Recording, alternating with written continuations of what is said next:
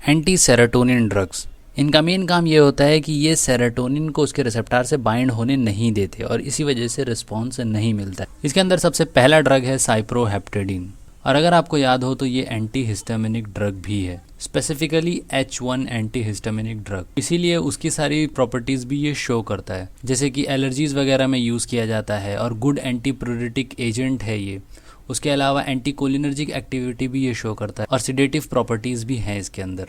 उसके अलावा एक और इसकी जो बहुत ही इंपॉर्टेंट प्रॉपर्टी है वो है कि ये एपेटाइट बढ़ाता है। ये पुअर ईटर्स को दिया जाता है, जो बच्चे बराबर खाना नहीं खाते उनका एपेटाइट बढ़ाने के लिए। अब स्पेसिफिकली एंटी सेरोटोनिन एक्टिविटी की बात की जाए साइप्रोहेप्टेडिन की, तो ये पोस्ट गैस्ट्रेक्टोमी डंपिंग सिंड्रोम को कंट्रोल करने के लिए यूज़ किया जाता है, या तो फिर प्रीएपिज्म है जिसे ऑर्गेज़मिक डिले भी कहते हैं, उसको एंटागोनाइज करने के लिए भी यूज़ किया जाता है। इसके साइड इफ़ेक्ट्स की बात की जाए तो drowsiness, dry mouth, confusion, ataxia और वेट गेन वगैरह हो सकता है। अब बात करते हैं दूसरे ड्रग की, और इसका नाम है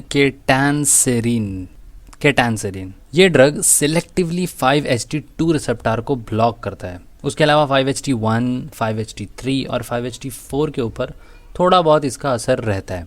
अब सेरोटोनिन की वजह से जो वेजोकंस्ट्रिक्शन हुआ था, प्लेटलेट्स का एग्रीगेशन हुआ था और एयरवे का जो कॉन्ट्रैक्शन हुआ था, इन सारी चीज़ों को ये एंटागोनाइज कर देता है।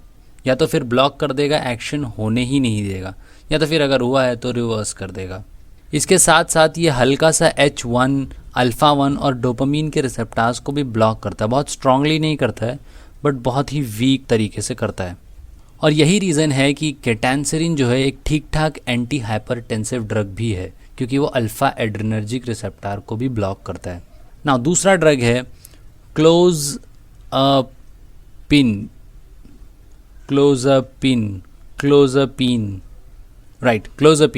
और इंटरेस्टिंग बात यह है कि ये ड्रग भी स्पेसिफिकली इस क्लास का ड्रग नहीं है, ये डोपामीन की क्लास का ड्रग है। ये डोपामिनर्जिक एंटागोनिस्ट है और इसीलिए ये एक एंटी साइकोटिक ड्रग भी है, और ये 5-HT2A और 2C पर ब्लॉक करता है। और सेरेब्रल 5-HT2A और 2C के ऊपर बाइंड करने की वजह से क्लोज़ापिन शिज़ोफ्रेनिया में भी इफेक्टिव है। ना अब बात करते हैं लास्ट और सबसे फेमस ड्रग के बारे में, ऑन्डेंसेट्रॉन। ये बहुत ही ज़्यादा फेमस ड्रग है। ये स्पेसिफिकली 5-HT3 एंटागोनिस्ट है।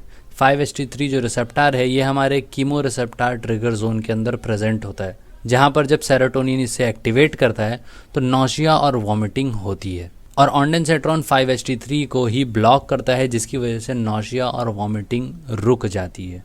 अंडरस्टैंड? तो ये थे कुछ एंटी सेरोटोनिन ड्रग्स। बाकी अगर आपको कोई भी डाउट है कि सेरोटोनिन क्या है तो ये वाली वीडियो ज़रूर चेकआउट करो, बाकी सब्सक्राइब करो।